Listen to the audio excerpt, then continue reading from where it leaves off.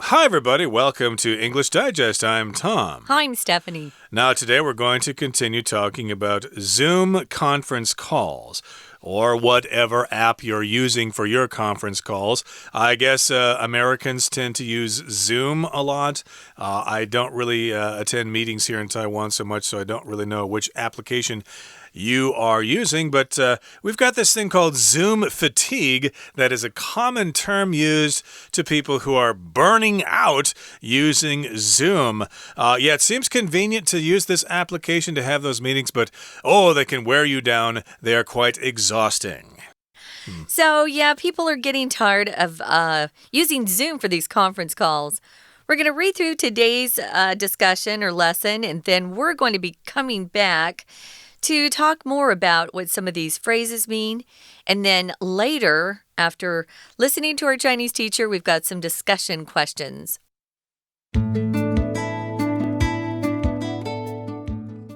Conference calls have always been commonplace in international companies. However, with the COVID-19 pandemic forcing many people to work from home, video group calls with colleagues have become the only way to hold meetings for many workers. While Zoom and other group call apps allow teams to stay productive, they're also hard to get used to. This has resulted in a phenomenon known as Zoom fatigue. Zoom fatigue occurs because it takes more effort for us to mentally process what's going on in virtual meetings. In a face-to-face meeting, it's much easier to pick up on everyone's nonverbal cues, their body language, facial expressions, and so on. Being physically present in a meeting also helps us focus. Even the simple act of getting up from our desks to go to a meeting room refreshes us slightly and gets us in the right frame of mind to contribute to a meeting. So, how can we overcome Zoom fatigue? First, it's essential to keep meetings brief. If any of these issues can be sorted out via email, it's best to do so rather than hold a meeting. Second, avoid back-to-back meetings. Make sure you have adequate time in between meetings to walk around and deal with any other job-related tasks. From a technological standpoint, you can hide the window showing your face from view and change your settings to speaker view. This limits the amount of information your brain needs to deal with and helps you focus on the speaker. Okay, guys, let's dive in. We're going to be looking at the title first. We've got one of our vocabulary words there at the top. Fatigue. What is fatigue? Well, fatigue is a noun we use when we want to talk about the state of being tired, very exhausted. Oh, I'm so fatigued. You could say that and turn it into an adjective, but typically people say, I'm so exhausted or I'm so tired. So when you use fatigue, it's usually used in some sort of description or she's been exhibiting a lot of fatigue lately, maybe a doctor would say. So what are the best ways to handle Zoom fatigue? Getting tired of all those Zoom conference calls? We have some tips for you. So hopefully not everybody out there is tired of Zoom conference calls, but I'm sure there are a lot of people that really are. I'm not sure what conference call app they're using here in Taiwan. We should find out because Zoom actually was a Chinese company when it started, and I know that we're trying to get those servers that are stored in China moved out of there into another country, but currently, I still think it's part of a China conglomeration, although I know we have some American owners as well.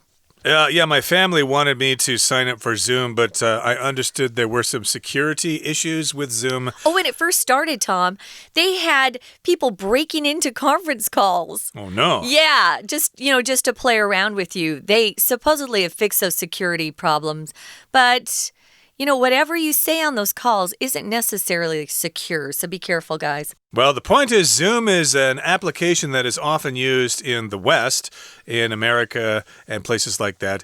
So basically the concepts are the same. It's a program that allows you to have these conference calls and you can have several meetings, or excuse me, you can have meetings with several people attending the meeting at the same time, except they are virtual conference calls and they're not face-to-face. So here in the first paragraph it says conference calls have always been commonplace in international companies. So commonplace here is just a fancy way of saying common. So yes, they've always been common with international companies. You've got to have them. You've got to talk to each other to know what you want and to understand your order and stuff like that. However, with the COVID-19 pandemic forcing many people to work from home, video group calls with colleagues have become the only way to hold meetings for many workers. So yeah, we've got the pandemic. It's that epidemic that's all over the world now, and it's basically forcing a lot of people to work from home. Some companies have opened up and are allowing people to go to work normally, but a lot of people are still working from home. I guess you could also say they're working at home, and so they need to attend these conference calls online. This is the only way for them to hold meetings with all those coworkers. Yeah, they're still doing a lot of that, I know. Now, while Zoom and other group call apps, that's what we're calling these conference call apps, group call apps, allow teams to stay productive, they're also hard to get used to. This has resulted in a phenomenon known as Zoom fatigue. Yeah, there are other apps out there. You could still use Skype, which is still in business, Google Hangouts, WhatsApp. I know people actually use Line sometimes to do some of these things too. I find Line, though, sometimes it cuts in and out, which means the sound stops, or your internet connection isn't fast enough sometimes, perhaps.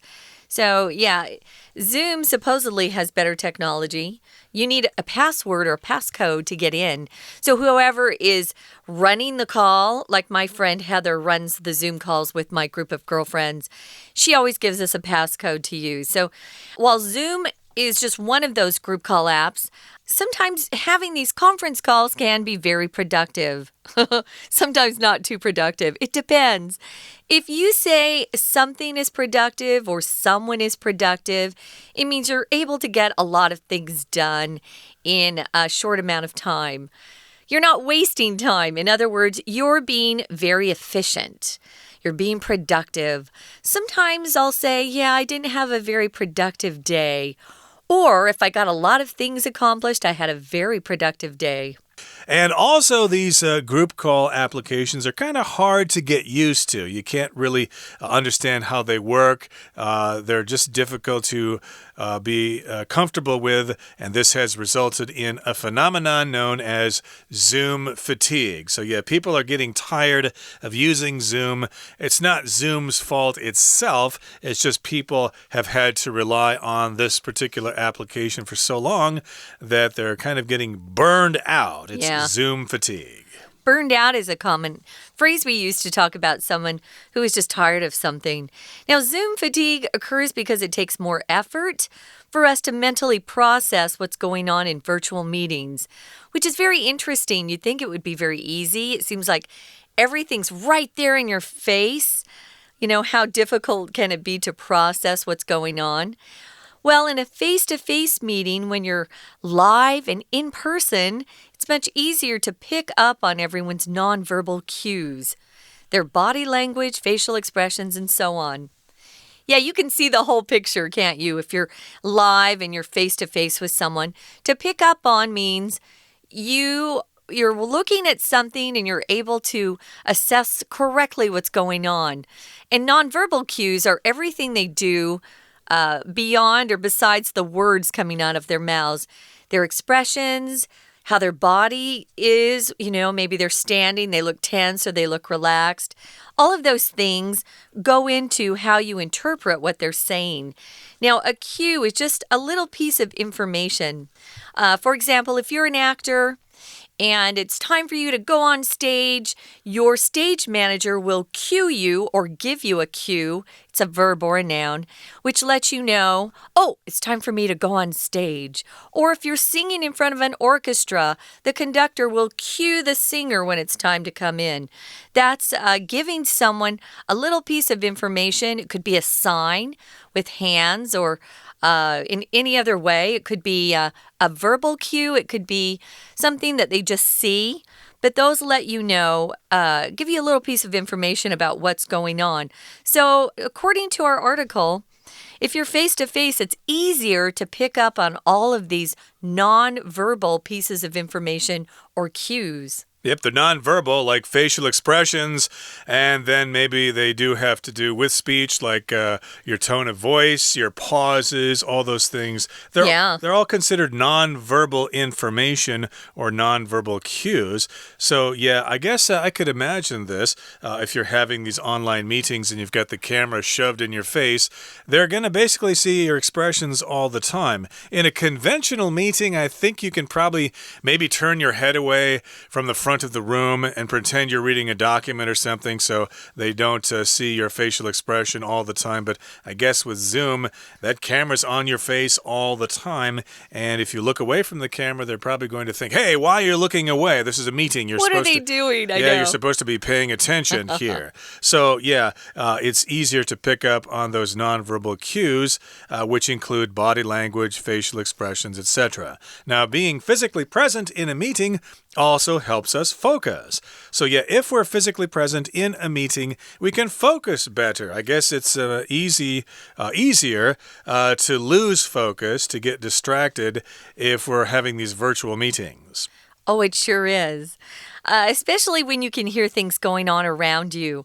If you're a mom or dad and you have young kids, that would be distracting to hear them maybe fighting outside the door. Maybe you're in a different room.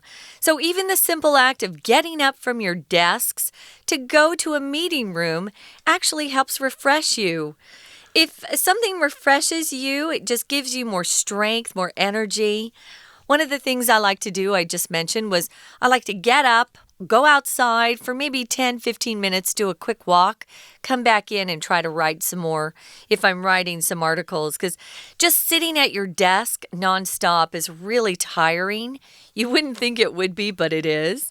So just getting up can refresh you slightly, but you're not getting to do that in Zoom meetings, because you don't go anywhere for the meeting. You're just at your desk. So this can get you in the right frame of mind if you're meeting face-to-face, because it can refresh you. Frame of mind is just another way to say mood. Yeah, what kind of mood is the boss in? Is he in the right frame of mind to talk to him about a raise? So frame of mind, just, it's how you're feeling at that particular moment, even that particular day. What's your frame of mind? If you're in a positive frame of mind, you'll do a lot better on these Zoom conference calls. Indeed. So, right, this can happen if you're having a conventional meeting. You can get up and walk around, and I suppose you should do this from time to time. Yeah, because they have breaks. Yeah, they have breaks indeed, and they should remember to give people breaks during these conference calls as well. And yes, these various techniques will help put you in the right frame of mind. They'll put you in a good mood, and you'll be more willing to contribute to the meeting. Now, here in the final paragraph, it says, so how can we overcome Zoom fatigue? What can we do about it? Well, first, it's essential to keep meetings brief. Yes, don't let them drag on for many, many hours. I used to work for a company here in Taipei that loved to have these long meetings. It's like, gee, we could discuss this and be done with this meeting in 20 minutes, but no, it's got to last 2 hours or 3 hours, well into our lunchtime. I think that was the boss's way of saying that I own you and you are my employee. I don't think the boss was really interested in actually accomplishing anything other than that. But yeah, during these conference calls, you got to keep them brief. Don't make them longer than necessary. Right. Because most of us have a lot of work to do. that we can't do when we're in meetings, right? So, yeah, keep them brief or as short as possible. If any of the issues can be sorted out via email, it's best to do so rather than hold a meeting. Holding a meeting should be last resort. As far as I'm concerned, last resort just means your last choice. It shouldn't be your first choice. I think some people like meetings, Tom, because they like to waste time and they don't have anything to do. Yeah. Now, if you sort something out or sort out something, guys, that's a verb phrase. It just means you figure something out. You're able to find a solution to a problem that is facing you, to sort. Now, if you just sort something, it means you分类. It just means you put things in different piles. I will sort my clothes before I do laundry. The light clothes go in one batch or one big pile, and the darker colors go into another. But sort out is a verb phrase that just means to figure something out. So you can do this a lot of times just by picking up the phone or sending an email. Exactly. So, yeah, sort them out, deal with those issues by using email. And again, you should do that instead of holding a meeting. Now, second, avoid back-to-back meetings. Okay, that does not mean having a meeting where everybody sits with their backs facing each other. No, back-to-back means a meeting now and then a meeting like only 1 hour later. Or immediately following. Exactly. Yeah. So, yeah, that's just too much for people to handle. Give people a break. Let them do something else for a while. So don't have those back-to-back meetings. Okay, and make sure you have adequate time in between meetings to walk around and deal with any other job-related tasks. Adequate just means sufficient. Yeah, you should have sufficient, you should have enough time in between those meetings to do other things, to deal with other job-related tasks, or to take your mind off the business for a while. Yeah, so from a technological standpoint, or looking at it from a technology view, you can hide the window showing your face from view. Yeah, you don't have to look at yourself, guys. You can actually hide the window that has your face in it. Of course, the others will see your face, but you don't have to look at your face. And change your settings to speaker view. So check that out. That's one of our tips. I think that's a good idea. This limits the amount of information your brain needs to deal with and helps you focus on the speaker. A lot of times if I can see my own face, I'm thinking, oh, my hair looks weird, or wow, I look tired today. Something like that. And I forget to hear or listen to what other speakers are saying because I'm focused on myself because I'm self-conscious or I'm embarrassed at how I look that day. So don't do that. We've got some more tips for you, and we're going to turn the time over to our Chinese teacher. 听众朋友大家好，我是安娜。我们昨天谈到视讯会议其实是很疲劳的，那么今天就要来谈谈，如果视讯会议开得很累的时候，该怎么样处理呢？我们在标题当中看到一个那个疲劳这个字啊，它用的不是 tiredness， 它用的是 fatigue F-A-T-I-G-U-E。这个 fatigue 呢是非常非常疲倦 extreme tiredness 的意思哦。不过文章写得很完整，因为第一段呢先就 conference calls 视讯会议做一个引入，为什么现在有这么多视讯会议。第二段提到为什么视讯会议当中会很累呢？那么最后我们提到如何来克服这些 fatigue。好，我们在第一段当中的第一句看到就是关键字的 conference calls。其实在国际会议当中一直都会经常使用所谓的视讯会议，但是最近因为疫情的关系，让很多人都在家工作，所以与同事群组的视讯通话就成为很多员工举行会议唯一的方法。我们可能要特别注意一下第一段第二句这个地方，从前面的 with 这个介系词在这里表示的是原因，因为后面的新冠肺炎疫情 the COVID-19 pandemic forcing 一直开始到后面逗点之前都是一个关系子句的简化。 forcing 本来是关系词 that 跟动词 forces 两个字的简化，所以后面的群组视讯会议就成为大家举行会议的方式，而举行会议在这句话后面的 hold meetings， 举行用的是 hold。不过后面有提到，虽然 Zoom 或者是其他的群组通话应用程式都可以让会议或者是工作持续，但是也很难让人适应。在第3句当中，我们看到第一个 while， 我们曾经说过 while 在英文当中有表示时间的 when， 或者是表示让步 although， 那就要看句子当中的文意是哪一个意思比较通顺。在这边因为表示的是虽然这些群组通话应用程式很有效，但是却很难让人适应，所以这里的 while 是 although 的意思哦。不过同样在这句话当中有一个 productive， 它的动词原形是 produce， P-R-O-D-U-C-E， 就是生产的意思，所以具有生产力很有成效的叫做 productive。所以很难让人适应的结果，就导致了一种被称为 Zoom 视讯会议疲劳的现象。在第一段第4句最后一句这边，现象叫做 phenomenon， 不过后面带了一个简化的关系子句，从 known 一直到句尾的地方， known 的前面省略了 that 关代跟 be 动词 is。不过接下来我们在第2段就要看看原因啦，为什么会这么累呢？因为其实在视讯会议当中，我们的头脑要花更多的心力处理虚拟会议当中正在发生的事情，因为面对面的会议比较能够注意到一些非语言的线索，比如说肢体语言或者是脸部表情，但是在视讯会议的话就比较没有办法注意到这个东西。我们在第2段的第2句看到Pick up on something 指的是注意 notice 的意思，而所谓非语言叫做 nonverbal，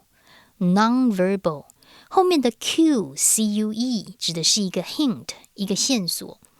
其实如果我们能够出席会议是比较能够集中注意的哦，因为就算我们是从办公室走到会议室，就可以让我们稍微能够换个心情，提振精神。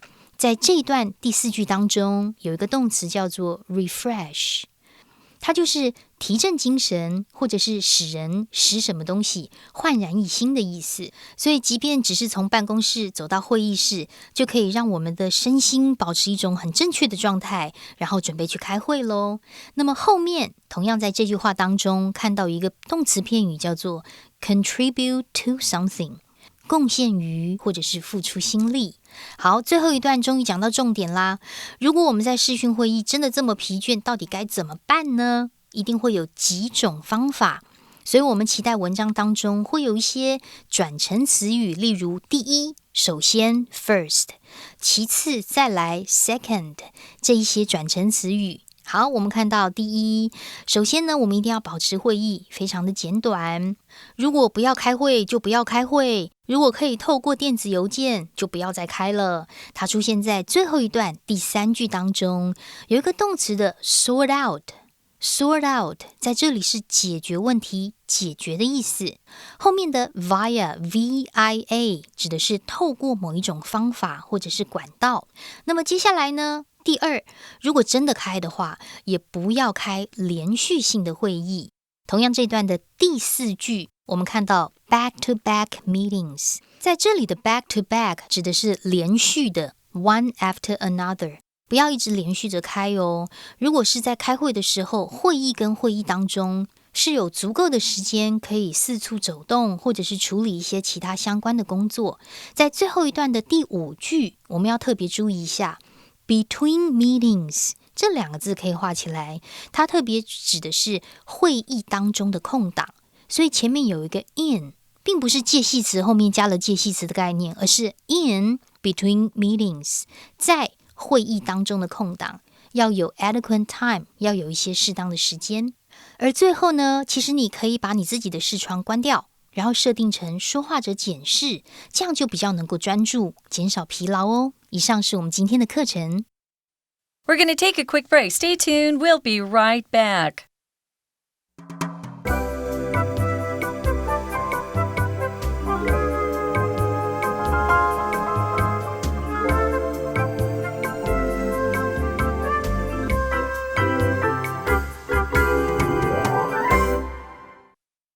Okay, now it's time for us to have some discussion questions.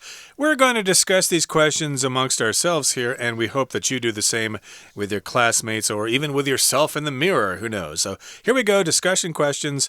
And here's the first one. How often should you take breaks during a meeting, and how long should each break be? Okay. Well, it depends, I think, on the meeting. If it's an hour meeting, you don't need a break, guys. If it goes 2 hours and it's in the morning, maybe you start at 9 o'clock. I found that a lot of people need to use the restroom about 10:30. So you might ask, in your meeting around 10, hey, does anyone need a bathroom break? It does really depend on the time of day for that. Breaks should be quick. I would say 10 minutes. If you make it 15 minutes, then people tend to get, they start to do other things. Maybe they go back to their desks and they start, going through papers or picking up phone calls, stuff like that. What about you, Tom? Well, first of all, I should say that you should have breaks during meetings. As I said here, I used to have meetings at a company I used to work for, and they would just keep the meeting going and going and going. Again, it was the boss exerting control over the employees, so I don't think he was interested in letting people have a break at all. He wanted to make us suffer and realize that he was the boss and we were employees and stuff like that. But breaks are good if you really want to be productive. Yes, people deserve a break. And so, maybe once every hour or so for about 10 minutes. And 10 minutes is about good because then they start getting distracted with other things, like you said. Now, here's our other question here. How do you deal with tiredness and fatigue during your school or workday? Well, what do I do? If I have a little bit of a break between the morning and afternoon jobs that I have, cases that I record, I'll try to take a 15-minute power nap. Which I'm really good at doing. If I go past 15 minutes, then I start to actually feel sleepy. So sometimes I'll try that. I will lie down on my bed, turn on my alarm, listen to a book on tape. Audible, it's an app. I listen to books. And then, if I fall asleep, great. If I don't, great. And then I get back up and go to work. I often, though, will just go outside for a walk, even in the summer. When it's really hot, I'll still get up and go for a 10-minute walk outside when it's hot, just to get the sunshine because it's vitamin D. And vitamin D helps our immune systems, keeps us healthy. There is a problem with school and work. We sit down a lot, and we get all cramped in those chairs. And sometimes, yes, we do need to actually stand up and start moving around. I think some companies have actually experimented with having meetings with people actually standing up and walking around and interacting with each other. That may help deal with tiredness and fatigue. Yeah, sitting for long periods of time in a seat is just really bad for you. I don't think human beings were designed to sit for such long periods of time. Okay, that brings us to the end of our discussion. Hopefully you will have interesting discussion yourself as well. So that brings us also to the end of our program. Thank you for joining us, and please join us again next time. From all of us here at English Digest, I'm Tom. I'm Stephanie. Goodbye. Bye.